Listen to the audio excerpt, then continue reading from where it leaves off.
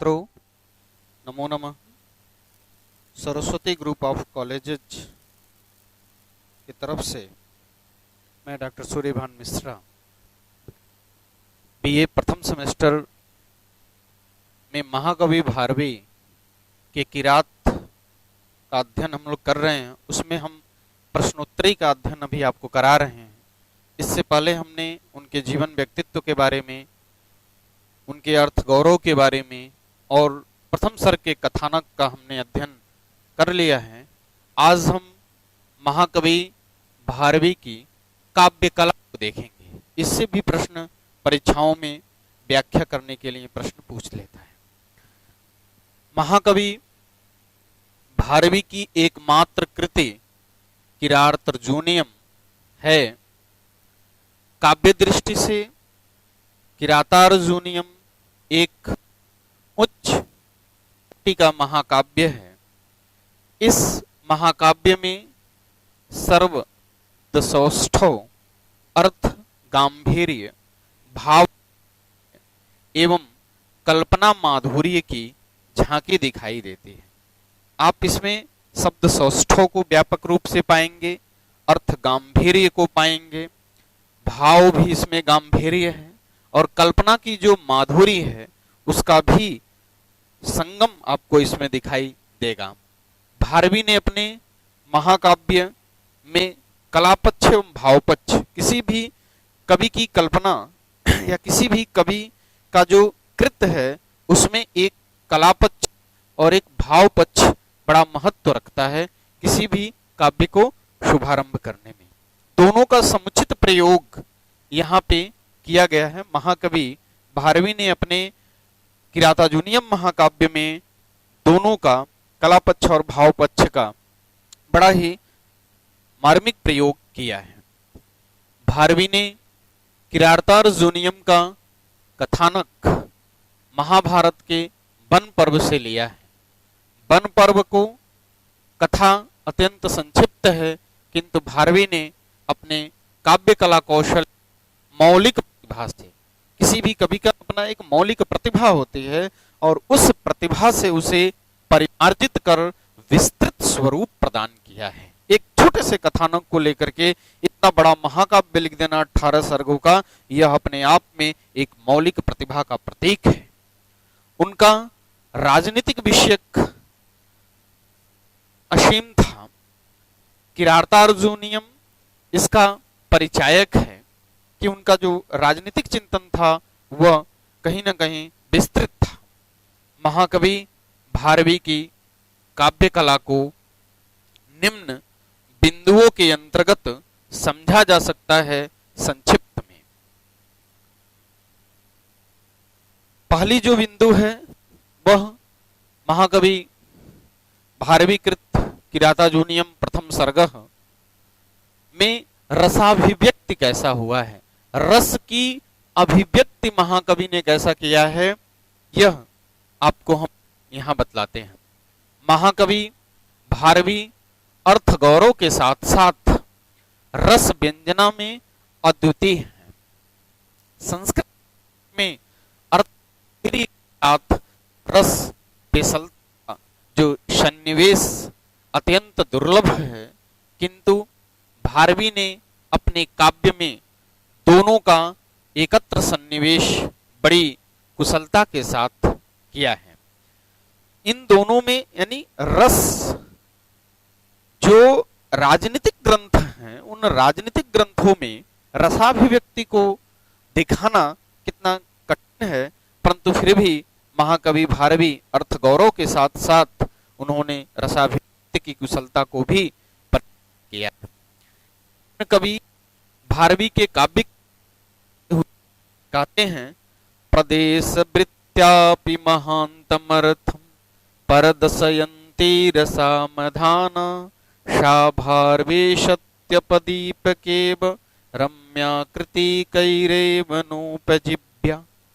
इसमें इन्होंने यह भाव उत्पन्न कराया है कि महान अर्थ को प्रकट करती हुई और रस को धारण करती हुई भारवी की जो कविता है, जो रुदिता है, वह दीपक के समान किसी सन्मार्ग का प्रदर्शन नहीं करती। यानी इनके काव्य से अभिप्रेरित होकर के, इनके काव्य की प्रेरणा को लेकर के बहुत सारे कवियों ने अपने अपने ग्रंथों में रसाभिव्यक्ति को एक सम्मान स्थान दिया है। भारवी को कविता का अर्थ गांधीर्य के साथ रस व्यंजक कवियों के लिए सन्मार्ग दर्शिका है। भारवी के काव्य में रस और भाव का पूर्व तदस्य दृष्टिगोचर होता है। आप उसमें इनके रसाभिव्यक्ति को देख सकते हैं, इनके रसाभिव्यक्ति को आप जान सकते हैं। मुख्य रूप से रस की उन्होंने अभिव्यक्ति की है। रस के बाद महाकवि भारवी ने दूसरे पॉइंट के रूप में क्या रखा, भावाभिव्यक्ति, कि भाव की अभिव्यक्ति कैसी है इनके इस ग्रंथ में। महाकवि भारवी भावों के अभिव्यंजना में भी पूर्ण सक्षम दिखाई देते हैं। अपने मनोगत भावों को सुंदर भाषा में अभिव्यक्त करने वाले व्यक्ति सभ्यतम कहे जाते हैं, और उनमें भी जो अत्यंत कुशलता से गंभीर भावों को सरल रूप में अभिव्यक्त करते हैं, वे दुर्लभ हैं। यह दिखाने के लिए यह प्रस्तुत श्लोक इसमें लिखा गया है। भवन्ति ते सभ्यतां विपश्चिता मनोगतम वाचि निवेशयन्ति ए यन्ति ते स्वप्यु नन्नैः पूरा गंभीरमर्थ अतिकासताम्। यह 14वें सर्ग का चौथा श्लोक है, जिसमें महाकवि भारवी ने अपने भावों को अभिव्यक्ति दिया है। मानव स्वभाव का बड़ा सुंदर वर्णन किया है। कुछ लोग शब्द सौष्ठव पर ध्यान देते हैं और कुछ लोग भाव एवं गौर्य पर बल देते हैं। कुछ ये देखते हैं कि हमारे शब्द जो हैं वो सटीक बैठे हैं, परंतु कुछ लोग क्या देखते हैं ना कि शब्द तो बैठे ही बैठे हैं, उसके साथ साथ भाव अर्थ गौरवता भी उसमें आ जाए, ऐसा बल देने वाले हमारे महाकवि भारवी हैं। और कुछ भाषा के परिष्कर पर ऐसी स्थिति में सबकी पसंद बात ऐसी कही जाए कि किसको क्या पसंद है, किसी को रसाभिव्यक्ति पसंद होती है तो किसी को भावाभिव्यक्ति पसंद होती है, वह अपनी अपनी पसंद है। अब तीसरा जो है वह हमारा है अलंकार विन्यास। महाकवि भारवी की अलंकार विन्यास कैसा है, यह अपने महाकाव्य में किरातार्जुनीयम में किस प्रकार के अलंकार का विन्यास किए हैं। महाकवि भारवी अलंकृत शैली के उद्भावक माने जाते हैं। उनके काव्य में यमक के काव्य में यमक, श्लेष आदि शब्दालंकारों और उपमा, उत्प्रेक्षा, अर्थांतरन्यास आदि का यथास्थान समुचित प्रयोग हुआ है। सर्वत्र अलंकारों की जो सुंदर छटा है वह यहां दृष्टिगोचर होती है। मुख्य रूप से महाकवि भारवी चित्रा अलंकारों को लिखने में जोड़ हैं। संपूर्ण 15वां सर्ग, आप जब इनका 15वां सर्ग पढ़ेंगे तो चित्रा अलंकारों से भरा पड़ा है। चित्रा अलंकार इनको बड़ा प्रिय था। चित्रा अलंकार में कही एकाक्षर श्लोक है, एक ही अक्षर से इन्होंने पूरे श्लोक को क्या कर दिया है, लिख दिया है, मात्र एक अक्षर से। तो कहीं द्वि अक्षर एवं कहीं चतुर अक्षर उकु की छटा है, कहीं कहीं यमक, गोमुत्रिका बंधन, सर्वतोभद्र आदि ऐसे बहुत सारे अलंकार हैं जो सुशोभित हैं। एकाक्षर अलंकार का एक उदाहरण आपको यहाँ दिखा रहे हैं।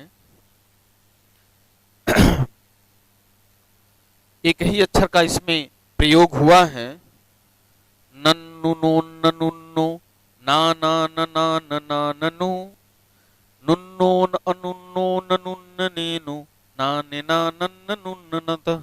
14वें सर्ग का 15वां श्लोक है।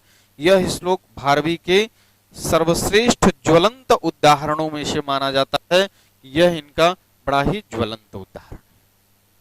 कल जब आप इसमें प्रथम सर्ग के जो छंद हैं उस छंद में जब बताएंगे तो आपको एक अक्षर हम पढ़ करके दिखाएंगे कि किस प्रकार से छंद में पढ़ा जाएगा।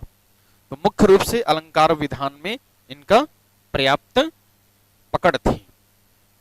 अब आती है भाषा शैली की। किसी भी कवि का जो रचना होता है उसकी भाषा शैली उसमें बड़ा महत्वपूर्ण स्थान रखती है। भाषा भावों को अभिव्यक्त करने का एकमात्र साधन है कि हम अपनी अभिव्यक्ति भाषा के द्वारा ही करते हैं। सामाजिक संगठन में भाषा ही एक दूसरे के विचारों को आनंद प्रदायक होती है।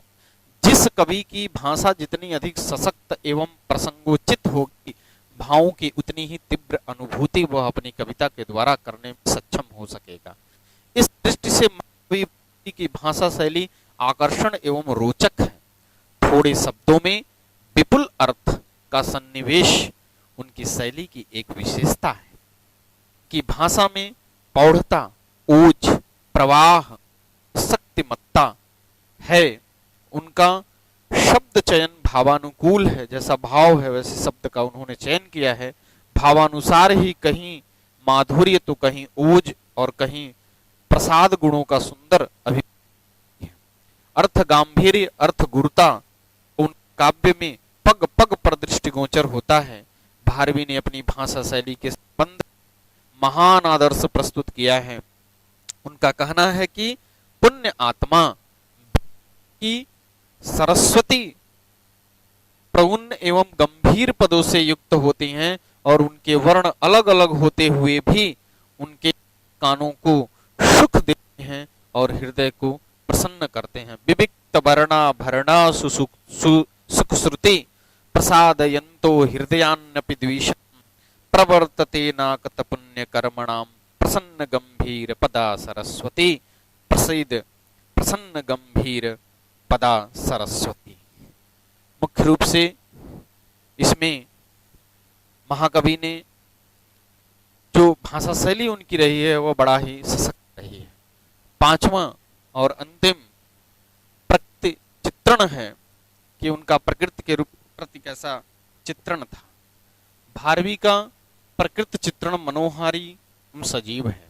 वे केवल अर्थ गांभीर्य के लिए ही प्रसिद्ध नहीं हैं बल्कि प्रकृति चित्रण में भी प्रवीण हैं। उन्होंने अपने काव्य में प्रकृति के अनेक मनोरम चित्रों को उपस्थित किया है। भारवी ने प्रकृति के आलंबन एवं पन दोनों रूपों का समुचित वर्णन किया है। प्रकृति के स्वाभाविक चित्रण में वे पूर्ण फल दिखाई से परिपूर्ण और संस्कृत में उपम है। संध्या के समय का को मिलेगा। उपारताह पश्चिम रात्र गोचराद पारन में जवेन ग्राम तमुस्तुका सश्चकु रवेक्षणोत सुकम गवाम गड़ा प्रसूदन उदशः। ये 14वें का विश्वा है। भारवी ने प्रकृति और मानव में संबंध स्थापना का प्रयास किया है। उपमा और रूपक अलंकारों के द्वारा प्रकृति और मानव के मध्य तादात्म्य स्थापित करने का उनका प्रयास सराहनीय है। एक उदाहरण देखिए, वन पंक्तियों पर नायिकाओं का आरोप कितना सुंदर है। वन पंक्तियां कामिनी रूप में हैं, विकसित पुष्प उनका हास्य मुस्कुराहट है। बाण नामक वृक्ष निर्मल खुली हुई आंखें हैं और सप्त पर्ण का पीत वर्ण के अंचल के समान सुंदर है। और ये जो हवाएं हैं वह झोंकों से उड़ने लगते हैं। इस प्रकार का जो प्रकृति चित्रण है वह एक महाकवि में ही देखने को मिल सकती है, जिनके अंदर यह प्रतिभा होगा। इस प्रतिभा से जो सुसंपन्न होगा उसी की जो प्रकृति चित्रण हो या भाव अभिव्यक्ति हो या रसाभिव्यक्ति हो या भाषा शैली हो या अलंकार छंद रस जो भी हो, उन सारों का समावेश आपको देखने को मिलेगा। अगले वीडियो में अब महाकवि भारवी के द्वारा रचित किरातार्जुनीयम के प्रथम सर्ग के श्लोकों को लेकर के आपके समक्ष उपस्थित होंगे। तब तक के लिए नमः संस्कृताय।